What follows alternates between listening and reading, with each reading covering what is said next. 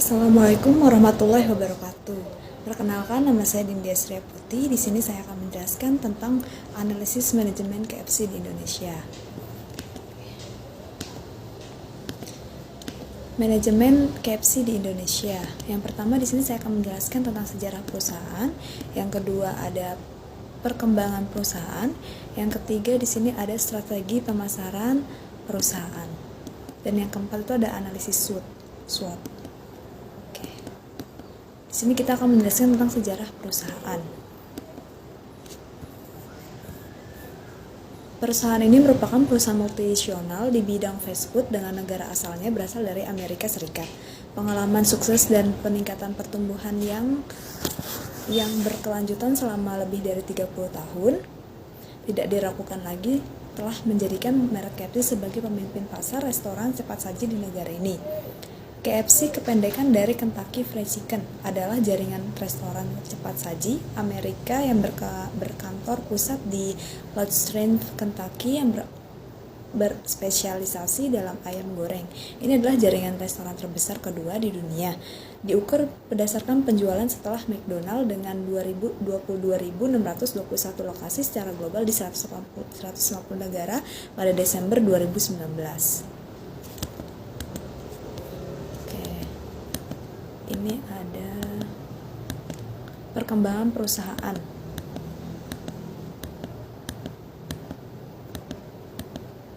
Yang pertama kita di sini perseroan terus memperluas area cakupan restoran dan hadir di berbagai kota kabupaten tanpa mengabaikan persaingan ketat di kota-kota metropolitan. Dan yang kedua ini pengembangan merek yang kontinu melalui strategi pemasaran yang inovatif, keunggulan operasional dan pertumbuhan 2 digit yang konsisten dalam penjualan dan pengembangan restoran. Yang ketiga di sini ada KFC memberikan perbedaan merek KFC yang sangat kompetitif menjadi keseimbangan proses dan hubungan antar karyawan dan meraih hasil-hasil yang konsisten akan secara pasti membangun KFC bukan saja menjadi merek yang paling digemari di Indonesia, juga KFC sebagai sebuah perusahaan yang hebat. Di sini kita ada analisis SWOT. Strategi perusahaan. Ini adalah media sosial yang digunakan oleh KFC untuk mengolah target pasar di KFC. Kita akan menjelaskan tentang strategi perusahaan.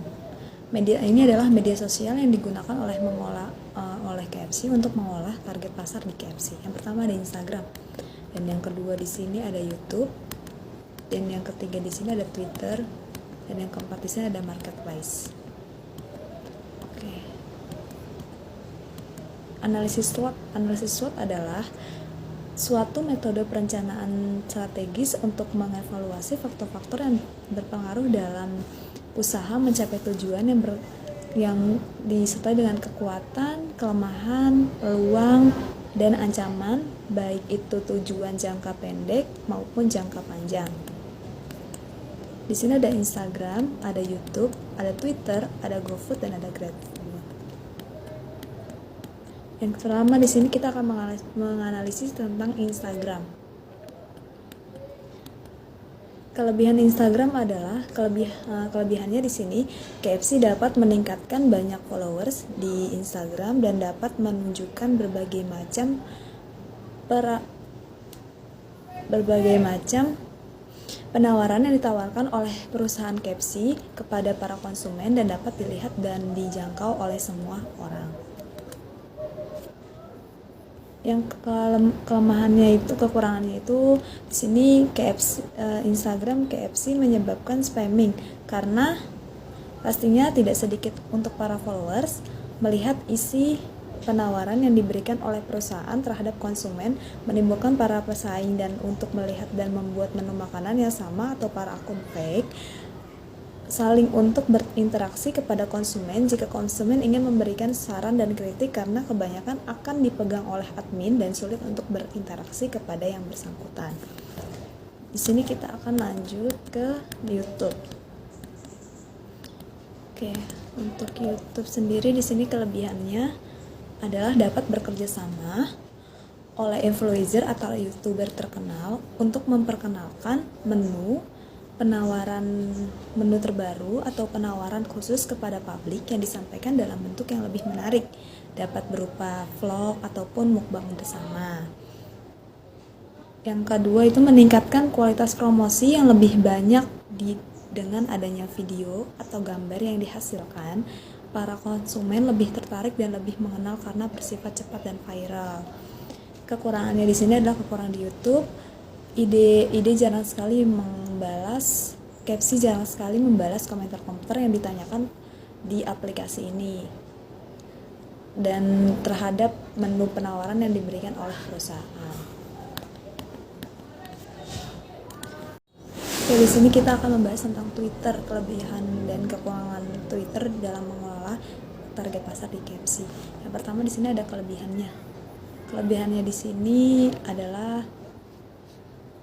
iklan atau penawaran yang ditawarkan oleh perusahaan ini dapat di-retweet sehingga dapat disebarkan dengan mudah sehingga para konsumen selalu mendapat informasi terbaru setiap menu atau penawaran yang ditawarkan oleh KFC. Dan yang kedua ini adalah iklan penawaran yang diberikan oleh KFC dapat ditautkan ke semua media sosial sehingga mempermudah para konsumen melihat penawaran tersebut. Dan yang ketiga ini selalu aktif jika ada pertanyaan dan kritikan yang dikeluhkan oleh para konsumen. Kekurangannya di sini adalah Twitter jarang sekali untuk membalas konsumen yang memakai dan melihat penawaran di Twitter dikarenakan kebanyakan orang memiliki akun media sosial seperti Instagram dan lain-lain. Di sini yang terakhir adalah marketplace. Marketplace di sini adalah kelebihannya di sini dapat iklan penawaran yang ditawarkan oleh perusahaan ini dapat digunakan langsung oleh para konsumen. Terdapat banyak pilihan menu yang dapat dirasakan langsung oleh para konsumen. Tidak sedikit pengguna marketplace yang memudahkan perusahaan berinteraksi langsung oleh para konsumen. Dan kekurangan di sini adalah kekurangan di marketplace itu di KFC meningkatkan tarif yang lebih mahal sehingga banyak sekali para konsumen yang tidak ingin menunggu dan menyebabkan kegagalan pembelian, dan banyak sekali yang meng-cancel juga dan jarang sekali memberikan penawaran terhadap beberapa menu yang disukai oleh konsumen. Dan di sini kita ada kesimpulan. Kesimpulannya adalah sosial media berperan penting dalam digital marketing pada bisnis online saat ini, khususnya dalam periklanan atau pemasaran produk dan jasa. Sosial media yang kini tengah ramai disoroti konsumen dan bisnis adalah YouTube, Twitter, dan Instagram. Ketiga sosial media tersebut mengeluarkan platform di fitur-fitur khusus untuk mendukung kegiatan digital marketing melalui YouTube, Twitter Ads, dan Instagram Ads sponsor. Pengguna dapat mengeksplorasi dan memanfaatkan tersebut untuk mempromosikan produk dan jasanya, baik melalui promosi free ataupun berbayar. Dengan semakin banyaknya konsumen yang mengenal jasa produk mereka melalui media sosial dan jasa produk tersebut dan menjadikan usaha yang berkembang. Melakukan promosi melalui sosial media dapat menghemat anggaran usaha untuk keperluan promosi dan dapat untuk memperbanyak jumlah produksi. Dan di sini yang terakhir ada strategi yang dapat diterapkan dalam promosi dan penawaran melalui sosial media adalah sebagai berikut.